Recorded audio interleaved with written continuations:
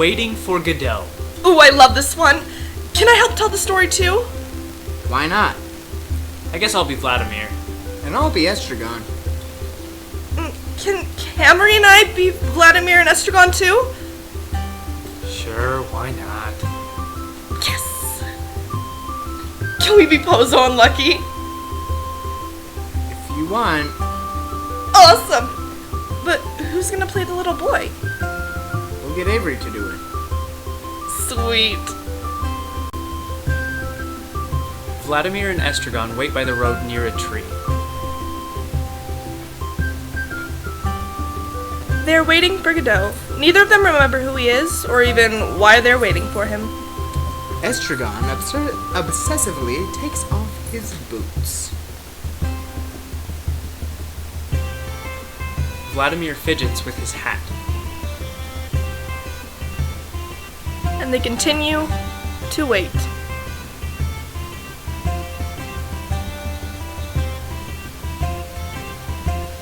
Vladimir and Estragon discuss carrots and turnips. They continue waiting. Tired and curious, they talk about committing suicide. Deciding the branch would probably break, they reject the idea. Enter slave owner, Pozo, and Lucky.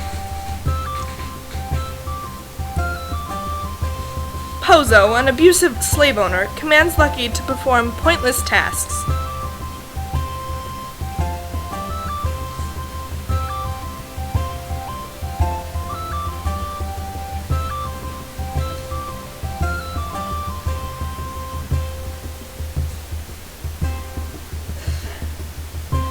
Vladimir, Estragon, and Pozo begin talking.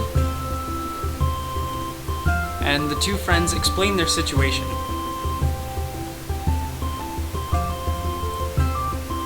Pozo even provides entertainment for them.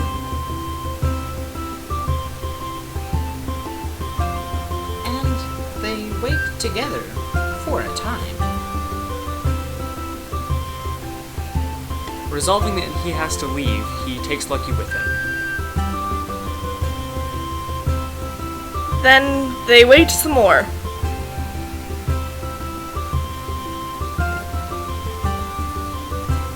Vladimir returns to fidgeting with his boots.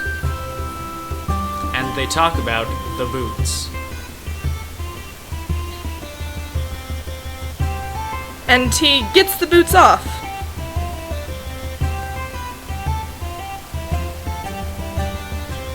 After all the diligence given to this endeavor, a small boy comes and tells them Godot is not coming.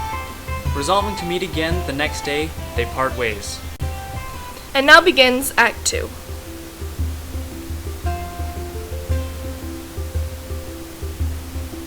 The next day, they meet again, and the only real difference is Vladimir has no boots. Though the same boots are there from the day before, they are discussed as different. Similar to before, Pozo and Lucky enter.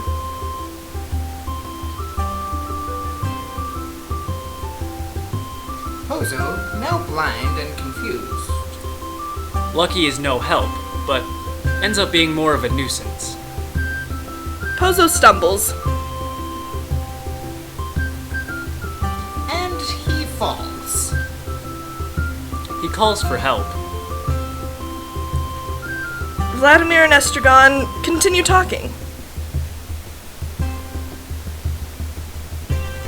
Pozo calls for help.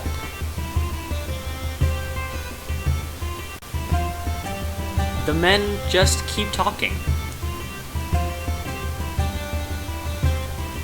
Once again, help!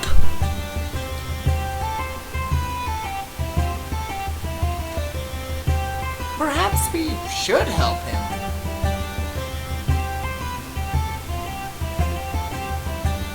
Sure, why not? Help! Help!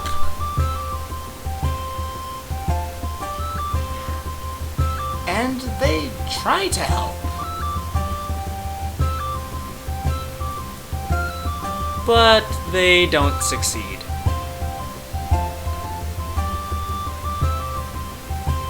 He stands up.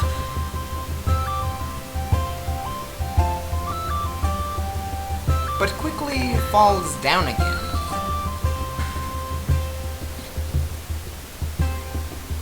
And they pick him up again.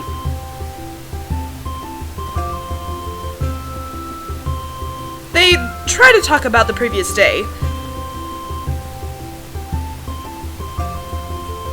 But Pozo can't remember anything.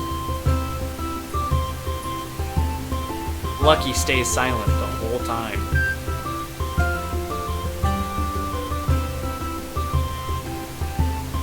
Off go servant and master. Finding no real options, they once again speak of suicide. Thinking of his belt, they resolve it as too weak. And they wait.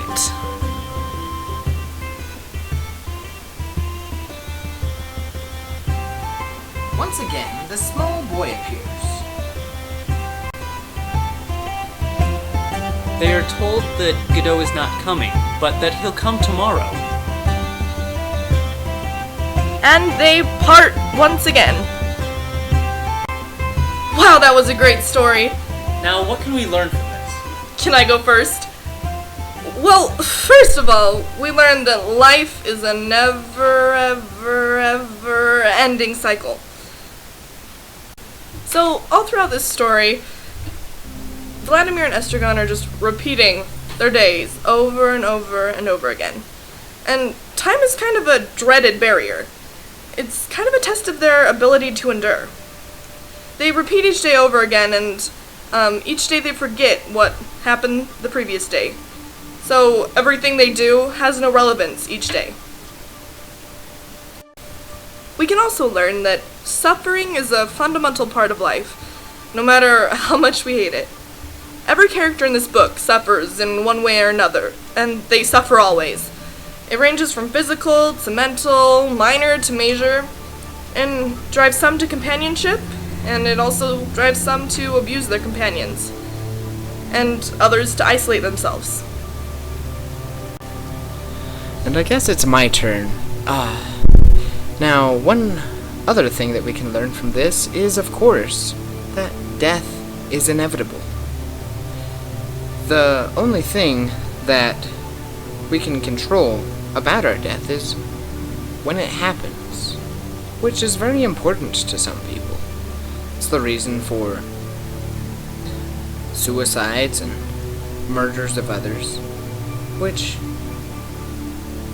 is a very dark thing, especially found in something as lighthearted as this wonderful piece of literature.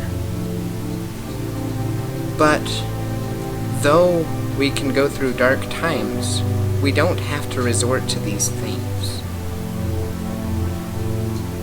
Also, we can learn that without truth,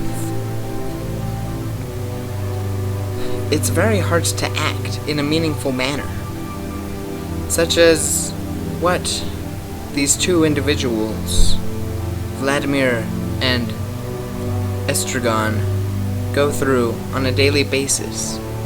They spend their days waiting for somebody that will never come. And this can be either very depressing or seen as a way that we can change our own lives and take action and tell the truth about what's going on in our lives so that action can be taken. And last but not least, we sometimes find ourselves waiting for someone else to come and help us, whether that's a random person like the little boy, or it could be God. But we need to take action ourselves. We can't always rely on someone else showing up to help us. We have to be independent and make our own decisions based on what we've learned and our experience.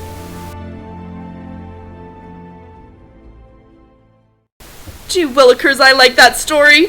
I thought it was alright. That's all, folks.